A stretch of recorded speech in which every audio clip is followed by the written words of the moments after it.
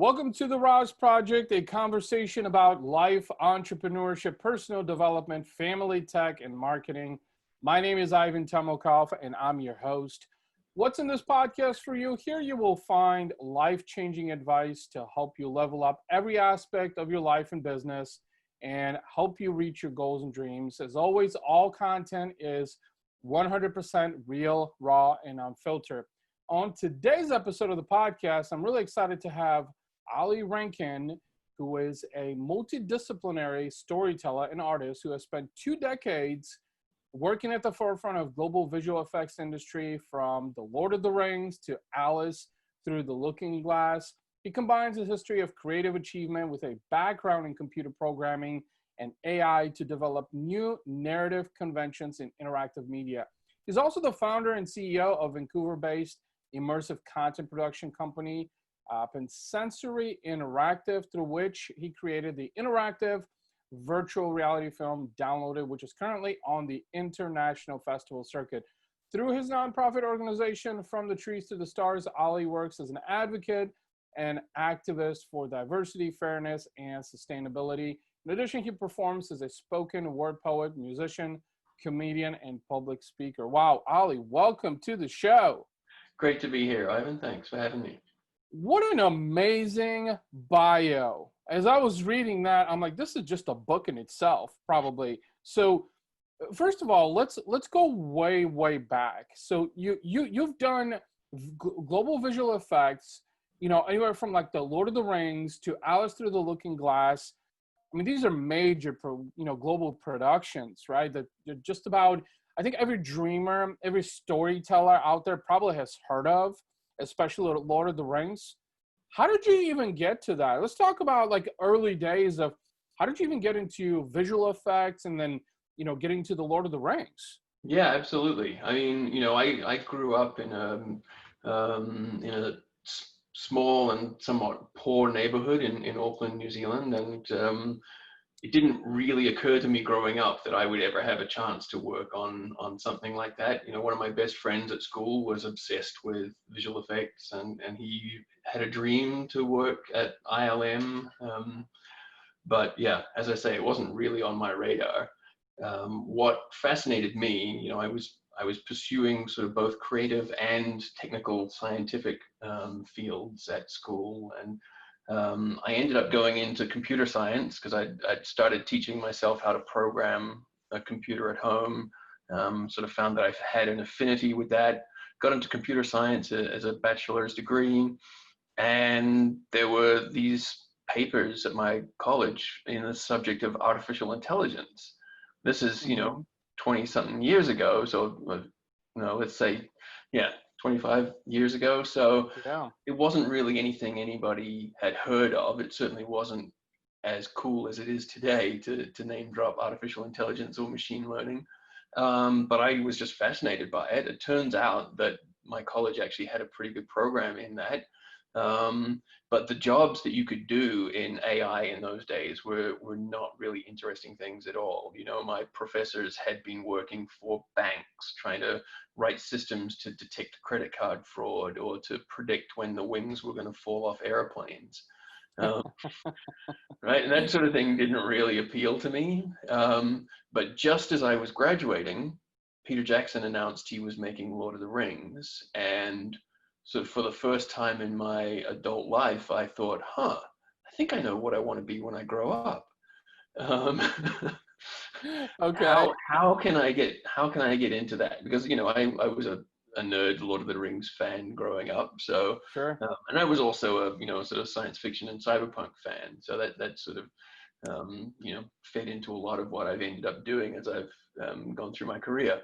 But anyway, so I heard Peter Jackson was making Lord of the Rings, and I applied, not knowing what I could do that might be relevant. So I'd studied a little bit of film studies, I'd studied a little bit of computer graphics.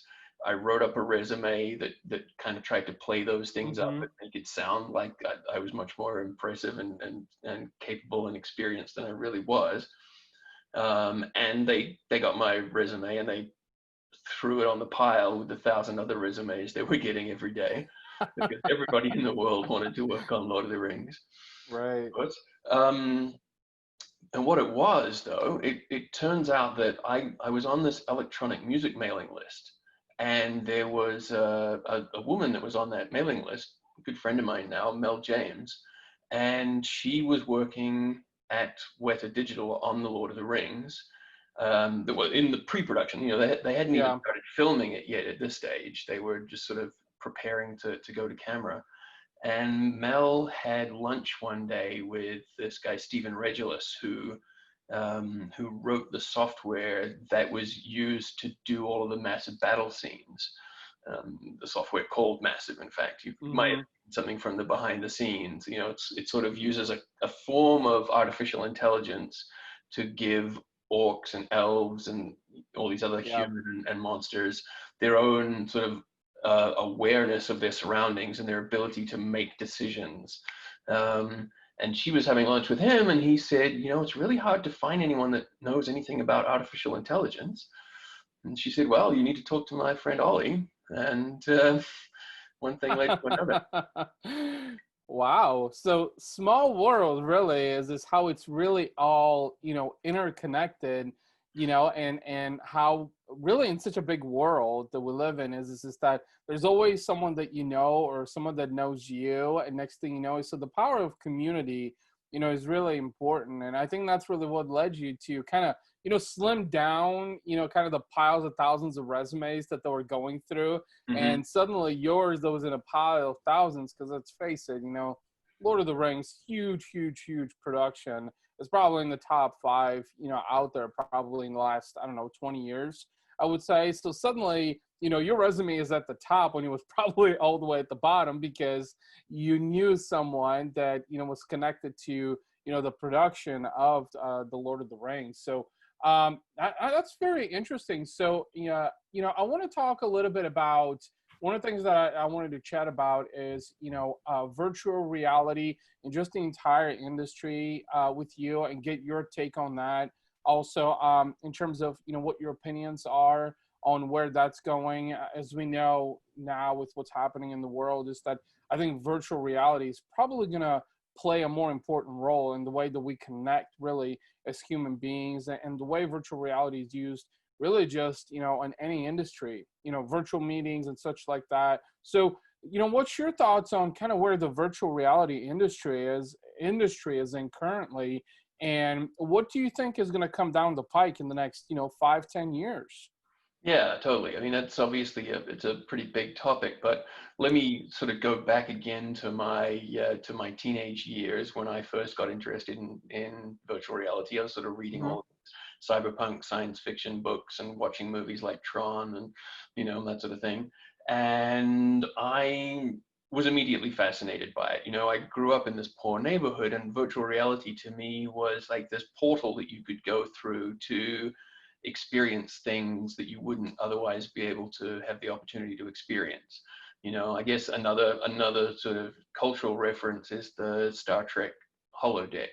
You know, a lot of Oh. people, right? That's sort of around the same sort of time period that I'm watching Hmm. Tron, I'm reading Neuromancer, I'm watching Star Trek: The Next Generation, and I'm imagining one hand in this sort of purely selfish way, hey, this is a way that I could get to experience space, and I could get to travel the world, and I could get to, have all of these experiences.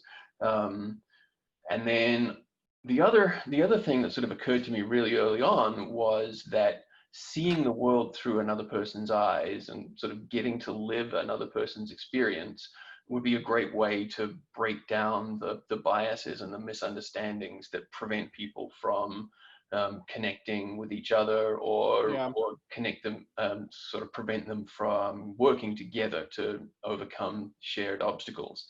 So, I've sort of always had that in the back of my mind for, 30 plus years.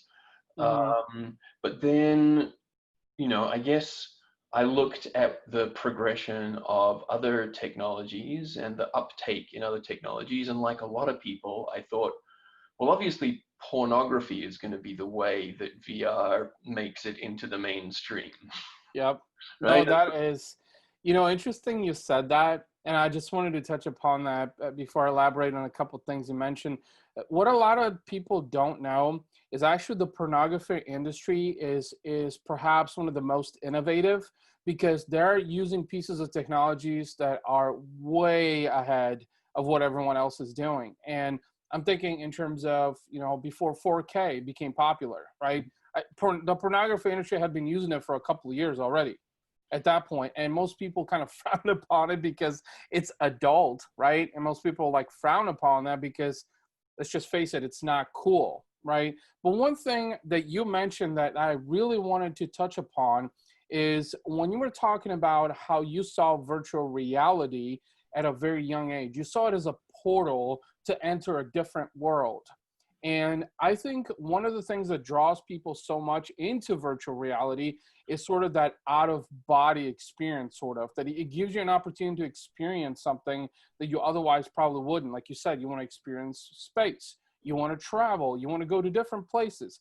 That's in essence what a portal is. And I'm thinking with virtual reality also being good for community development, for interaction, for collaboration, for socializing also. And I see that as a thing moving forward more than ever, simply because I think a lot of people are looking for that access point, something that's quick, and virtual reality provides that, right? Absolutely. And one of the things that I'm working on right now actually is a perfect example of that sort of application of virtual reality. We're taking a portion of the Glastonbury Music Festival in the UK, one of the biggest music festivals, most famous kind of cultural events in the world, which has obviously been cancelled this year because of the pandemic. But we're recreating a section of that, complete with 4 stages and a bunch of different sort of performance zones over multiple days. And we're making that available for free in virtual reality, so that people who would never before have had a chance to go to Glastonbury can put on a VR headset. Or in fact, if you don't have a VR headset, you can just connect through a Windows PC or a smartphone. But yeah, creating a portal to a potentially life-changing experience for people. They'll be able to meet other people that are joining the festival from around the world in multiple different time zones. Right. So yeah, that's really, to me, one of the most exciting promises of virtual reality, is giving access to things that people wouldn't otherwise have, allowing people to come together across different borders and cultures and languages and time zones. But the other thing that I think, and when I say VR, I'm often kind of bundling in augmented reality, extended reality, mixed reality, all of Sure. these different. I like to call it star R, where the star can stand for any other letter, because I don't think we've yet hit an exhaustive list of realities that we're going to be dealing. Sure. But to me, it's kind of a natural extension of, if you think about the sort of the computer revolution, right? In the 80s and 90s, we went from nobody having a computer to everybody having a computer. In the 2000s, we've gone from, in the late 90s and into the early 2000s, we went from everybody having a computer to everybody having a computer that was connected to the internet, and therefore having access to all of human knowledge at their fingertips. And then we had the smartphone revolution. So now you're carrying all of human knowledge around with you in your pocket. Yeah. And all you need to do to access it is pull it out of your pocket. To me, the next logical extension for that is, what I call STAR R, this sort of virtual reality, augmented reality, mixed reality, these accessing that human, or that the sum of all human knowledge without even having to pull a device out of your pocket, having that sort of integrated into your experience of the world. And so, our digital personal assistants, our wearables, they kind of all fit into that same sort of transition from the internet being in a single device in your pocket to the internet being something that's just integrated into your field of view, into your hearing, into your interactions. So yeah, I think, when people say that VR is dead or that it's failed to live up to its promise, we're still looking at the Palm Pilot sort of version of virtual reality compared to the iPhone. Yeah. And You that, said Palm Pilot. It's actually kind of funny because I wonder how many people are actually going to remember that Palm Pilot as a device. And it's funny, something I actually wanted to touch upon, which I've never really talked much about, is going back to where you said your friend Mel, I believe, that was on that electronic music list. So a Mhm. lot of people don't know is that one of my business adventures was actually an online radio station for electronic music.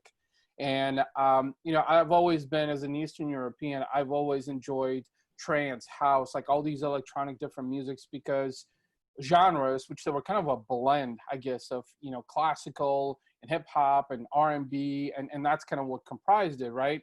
And Sense.fm was formed in 2005 officially, and then it ran for a period of 10 years, and it had a lot of different success.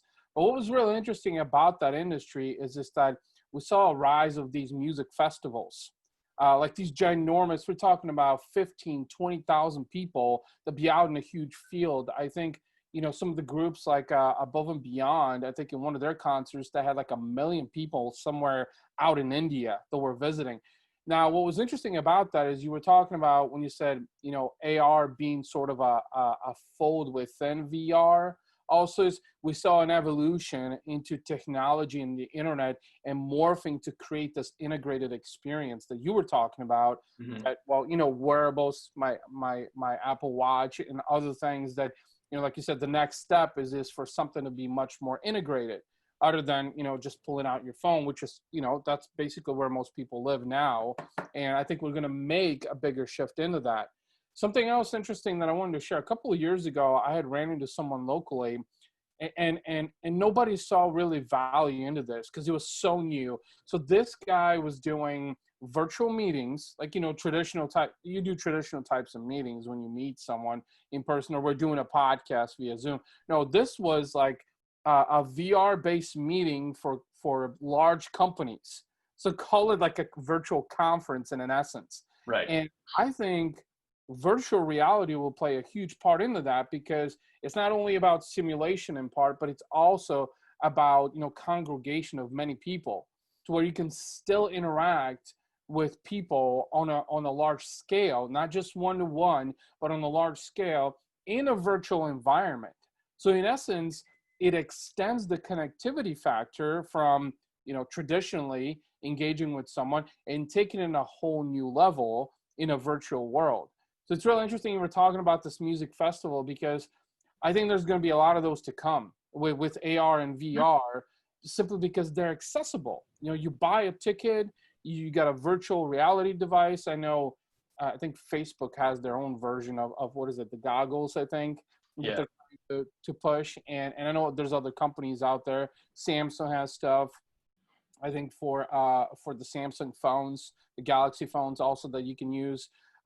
So what you're saying is, over the next several years, we're going to probably see, and beyond, probably the biggest boom of AR and VR, right? Yeah, I think so. And I think, I mean, I'll just say, with your electronic music taste, I'm sure you will love Lost Horizon Festival. So I definitely Okay. suggest you check that out. You'd probably be a fan of several of the DJs. We've got DJs from like the entire history of my Wow. fascination with electronic music. So we've got, acts like Carl Cox and Fatboy Slim and Andy C and Oh Cole, yeah. and yeah, just so many. I can't even list them all up. That's Yeah, amazing. Man, Carl Cox, like you mentioned Carl Cox. This guy has been around for like 20 years, maybe even longer. I mean, he's like a legend in the electronic space. And what's really interesting is, I feel like, fast forward 20 years to modern day, that we've like barely touched the surface of that. I feel like the Lost Horizon Festival, which, what you said, if I understand correctly, that you're morphing it into a VR experience, correct? that's right. And it's actually, I'll go back to what you were saying before about a portal, because I think of this festival, or this particular virtual festival, is kind of like a portal, because it's our first time taking part of Glastonbury and making it available in VR. But the only reason that we're constrained by the laws of physics and by the sort of appearance of a traditional music festival is because we're grounded in that sort of Glastonbury tradition. And this group of people that we're working with have been, they've been building out this Shangri-La section of Glastonbury for the last 10 years. But now that we've sort of migrated that into virtual reality, it no longer needs to be constrained by the laws of physics, and it no longer needs to have these sort of traditional ideas of, well, this is a speaker box, and this is a screen, and this is a turntable. We can now start to have virtual experiences that completely transcend the limitations of physical reality. That is like what you just said right there, Shangri-La, and that is so fascinating. Like so fascinating that I personally, being a huge tech geek, like not just the electronic music festival, but and all these acts, but just the experience, I think in itself is just fascinating that, you know what, I could be sitting in my chair here and experiencing the entire festival, right? Which in a traditional fashion is, let's think about it, is this, if you want to go to a festival and let's say it's in the UK, you have to travel abroad. That costs you money for an airplane ticket. That costs you money for, convenience, comfort, food, travel, all of that, right? So you're just looking at a couple $1,000s by the time you get to the festival, and that doesn't even include your expenses at the festival, right? Sure. And so now with VR is, you've got a one ticket price basically that you're going to get virtual access to this. Maybe you need to buy a VR device to truly, experience it, but you're still tapping into it. And it's all a combination of different technologies like the internet and also the evolution of humankind and the evolution of creativity. You talked about physics. You talked about us as human beings also kind of thriving on new things and being curious. And I think that's where that portal that you were talking about with VR really kind of comes into play, that it helps expand on the imagination and what we could do with it. And I feel like it's probably in its infancy, right? Mm-hmm. Totally. And one of the things that we're really passionate about, because you listed off all of these reasons that, that a person might not be able to go to a festival, they might not be able to afford to go to a festival. But then there's also a bunch of other reasons, like somebody might, have a physical disability that prevents them from going to a festival, or they might have certain medical needs that they mean they can't camp out in a field for a week, or they have certain sort of, social awkwardness that, they don't feel like they can put themselves out in those sort of scenarios in the real world. But we create this space in virtual reality that allows anybody, no matter what their physical or mental capabilities are, to participate in it fully. They can dress their avatar up however they want to be seen by the world. So if there's somebody who's shy about how they look, that's not an impediment to them taking part in that either. And that's, I think, one of the things that VR offers is the ability to make the world more sort of radically inclusive and to open it up to diversity and to allow diverse voices and participation. As you were, that last sentence, as you were talking about creating an appearance that people are comfortable with, I'm thinking the Tchaikovsky brothers. I'm thinking The Matrix. Like Right. the Tchaikovsky brothers. I mean, that was like one of the most phenomenal pieces of production because it was a blend of AR and VR in essence, right? Is this how we get plugged into the Matrix? And even to this day, I remember what was the second or the third, it might have been the second version when it was coming out. Like it was all this hype and people were so excited about it. I don't know if it was necessarily about the production, but I think it was about the exposure and the insight that it was provided into how we could emulate. We could emulate, maybe simulate is a better word, a virtual world where in essence you could be anything or anyone. And that's what virtual reality in essence is, right? Is a portal that gives you a gateway into an infinite space where you could in essence do whatever you want to, right? Absolutely. Yes, and actually Lana Wachowski is making a fourth Matrix film. They started shooting that before the pandemic hit. Wow. But yeah, I'm really excited to see what she comes up with her team because Oh my God. This is all right. This is groundbreaking on this podcast. Like that. I mean, I'm a huge fan of that. Even still when he comes on, I got YouTube TV nowadays. kind of dish the cable. But every time that comes on or I catch it, I'm like, ooh, I gotta watch this. Like, even though they're lengthy episodes, but I think it was probably one of the earliest true examples, of like what virtual reality could do. You were talking about the pornography industry earlier, and what's really interesting is I think the pornography industry will pivot more into VR because now they can boost the creativity aspect. And let's face it, if you are in Hollywood, like think Sylvester Stallone, he started in the adult space, right? And that's what got him to being this mega superstar and doing Rambo and all these massive movies, right? So I'm seeing the pornography industry kind of, the adult space shifting more into VR. I think in part there's probably a cost factor that's probably more cost efficient too than doing traditional productions as opposed to doing it in a virtual reality environment, correct?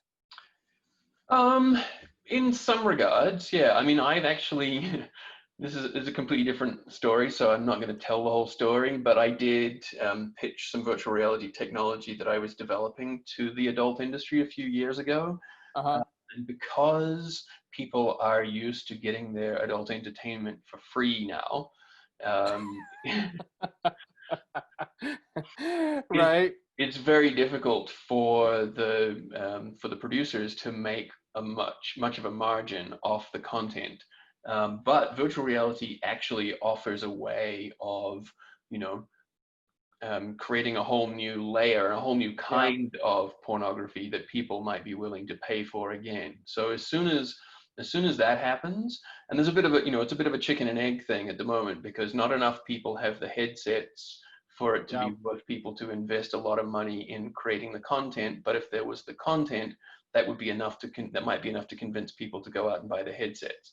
So it's going to be very interesting to see how much of a boom there's been in headset sales during the pandemic while people are locked at home.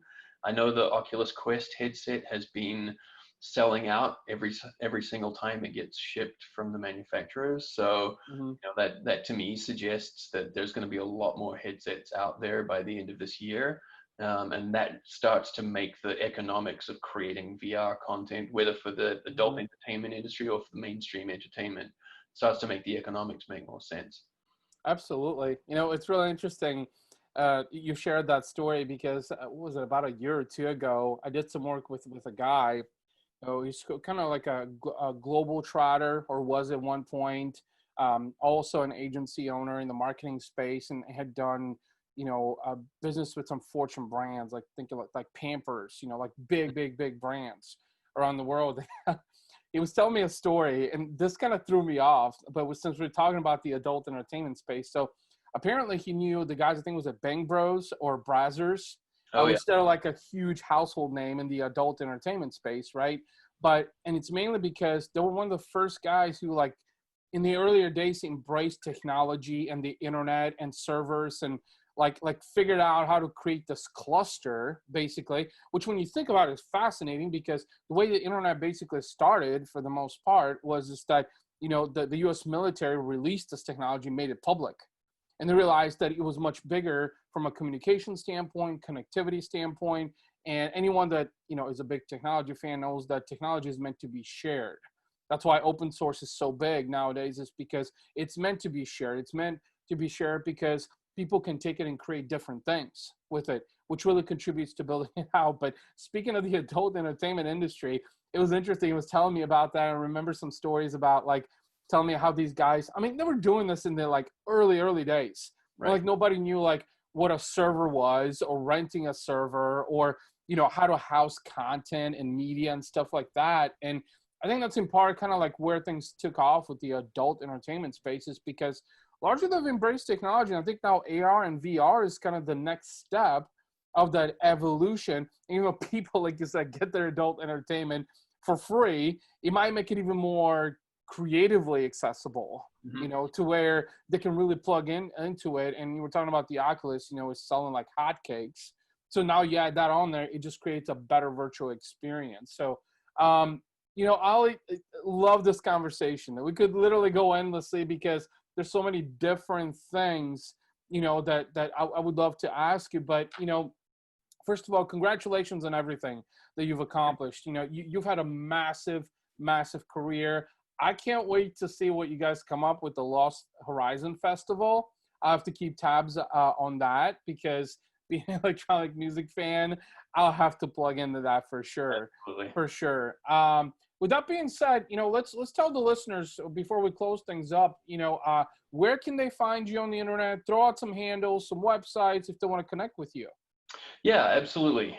So my own company website is pansensory.com, Pansensory. And you can find Pansensory on LinkedIn and Facebook. You can also find me on LinkedIn, Ollie Rankin, OLLIE RANKIN, LinkedIn, Facebook, Twitter, all the usual. Awesome. Awesome. And I'll, yeah, definitely just one more plug, sure. losthorizonfestival.com. It's on the 3rd and 4th of July. So highly Okay. recommend getting along to it. Awesome. Well, Ali, this was an absolute pleasure. I feel like I was, geeking out, back in the days with like my Atari when nobody knew what an Atari was. And that's what it felt like chatting with you. So thank you so much for your time. It was an absolute My pleasure, pleasure. Ivan. Yeah, it's great talking to you too.